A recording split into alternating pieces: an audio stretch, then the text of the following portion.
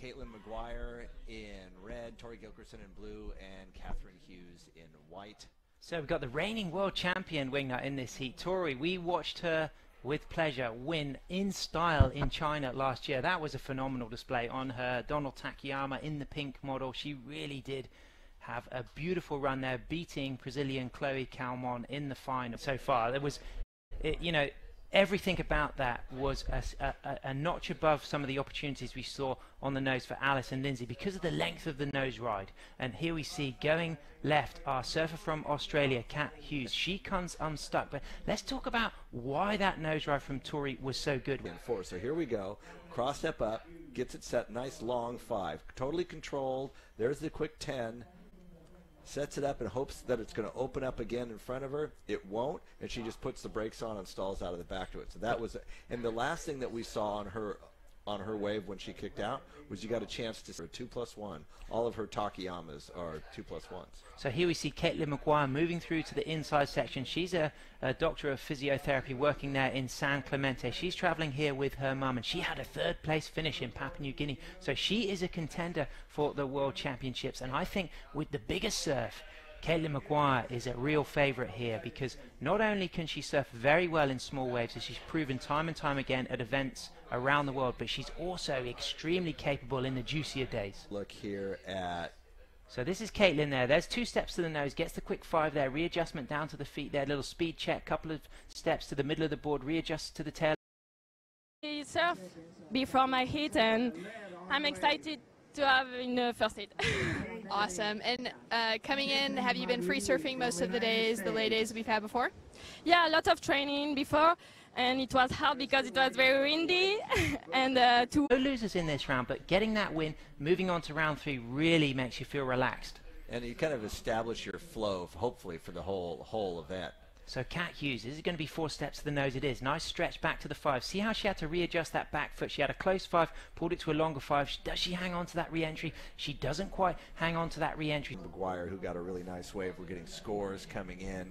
Still waiting on Tory's first scores. Judges in dry land, but in the sea she doesn't, so she functions on instinct, on feeling, and that's very impressive. You know, great ambassador for sport all over the world. Kat Hughes, as we see the replay of Kaitlin Maguire in red, she's currently seeded 3rd. Scores starting to drop, wingnut. What have we got? Well, the first wave for Kaitlin Maguire came in at a 5.0, so that was a really strong opening wave for her. And then that was a replay of her second, so it'll be interesting to see. Looks like Kaitlin's going to have a very strong start here. Kat Hughes' second wave was a 3.0, and then the one after that with a little bit of a nose ride should come in about the same. On as we see Kaitlin Maguire, toes on the nose, nice 5, pedals back, big overhead section here. Look at the size of that wave, wingnut. There's definitely some power out there today. And committing to that nose ride right at the takeoff in that steep critical spot, and you saw how her toes really gripped and wrapped around them. So first score coming in from Tory Gilkerson was a 4.83, so that was a really nice first wave. Looks like she's got a throwaway wave number 2, and it looks like they are going to reward Kaitlin for that commitment to the nose ride in that critical section of the wave with her next score. So yes, a 6.17. So trying, you can see the surfers out there waving their arms, trying to figure out what the scores are, what the time might be left. There's 14 minutes, 20 seconds left. Probably feels the same. It sure looked good this morning in the warm-up. Yeah, look good in the warm-up, as we see a big overhead section from our Californian Kaitlin Maguire. She takes a dive off the back of that. 11 minutes remaining, but she's in the lead with a 6.17 and a 5.77. Tory with a 4.83 and a 1.23, and everything we say will be true. Let's just put that disclaimer out there. It's Wingnut and Sam Bleakley here bringing you the World Longboard Championships from Taiwan. Look at the style of Kat Hughes. I love this relaxed style. You know, for me, this is so important. You know, she's it looks like she's not doing much, but she's doing a lot. But she's doing hand point breaks of Australia. She'll be used to going right. Look how she just sets up here. Nice little kind of tap of the foam. Stays nice and low here. Smoothly sets up that casual bottom turn. Little speed check. A little kind of bit of movement there. Doesn't get all the way to the nose, but there's the 5. Pedals back towards the middle of the board. Little cross step turn. I like that. Sets up again. Taking a midline here. Moving into the fatter section. There's a nice committed 5. Trimming through the fat section. Love the way that she just is the kind of big debate in longboarding. How do you reward flow and style? As we see one of the greats, Tory Gilkerson, toes on the nose, pedaling back to the tail. Good choice of wave. This has like a nice line to it. Unfortunately, coming unstuck on the inside, but certainly going to replace her 1.23. Will it be the 7.11 she needs to move into first position? That was really, here we go, from the start, setting it up well, waiting for it, not rushing out to the nose, and then getting a nice long nose ride, stepping all the way back to the tail. Smooth turn right there, and then just comes Kaitlin Maguire paddling right now. So she's our heat leader with a 6.17 and a 5.77, meaning priorities now with Kat Hughes. She needs a good score to move into first as Kaitlin moves through this section. She's going to get a little float there. Yes, she does. Her board a little bit different than Tory's in the sense she's got a little bit more of a beaky nose, a little crazy wide nose boards, but are the wide boards going to work in these waves here at Jinzhou Harbour in the east coast of Taiwan? As we see Kaitlin Maguire there, climbs that foam there, that wave not quite cooperating, but she's still in the lead. Tory now in second position with a 4.83 and a 3.7, so she needs a 7.11 as we see a nice drone footage of Kaitlin on the nose. Amazing how different that looked from the air as opposed from the front. You really saw, which you can't see in this morning light, but it is gorgeous. Taiwan has some fantastic surf conditions, water quality, color.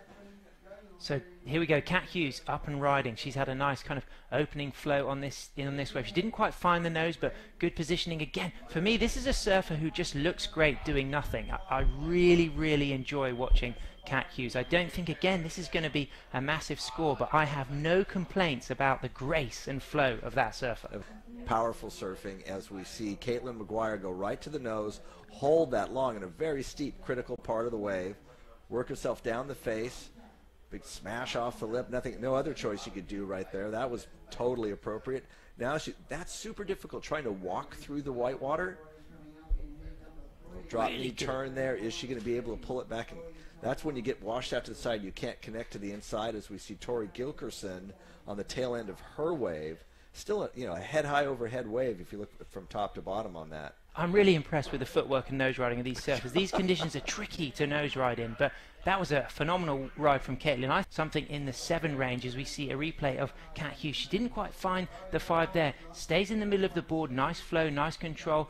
The wave not really allowing her to get the full 5 or get more of those kind of covering ground maneuvers. So again, the flow is beautiful, but the scores might come in the high 4s or something in the 5. So Kat, she needs a 7.24 to move into first position. But watch this. There's the 5. Long, solid nose ride. Pedals back here and then sets herself up for this float here.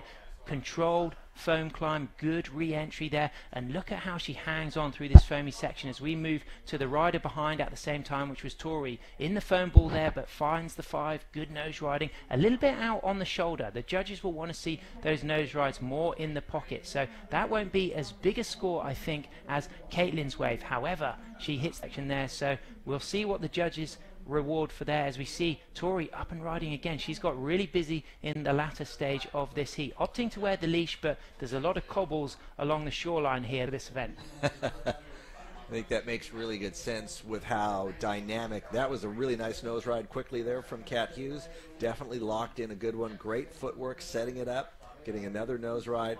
Finally finding a wave that had a clean enough face to set up her surfing. A really nice cut back into the pocket there. So loose, that cut back. I mean, you know how comfortable she was just to put that on rail and keep that composure through that radical turn. And here's Tory with a replay of her wave, getting a better cross step, a little bit cleaner face there, getting a better nose ride for Tory. But again, I don't think that's going to be a high enough score to get her into first place. So with less than a minute left. And we'll be back with heat number 3 very shortly. A little summary of that heat there, Wingnut.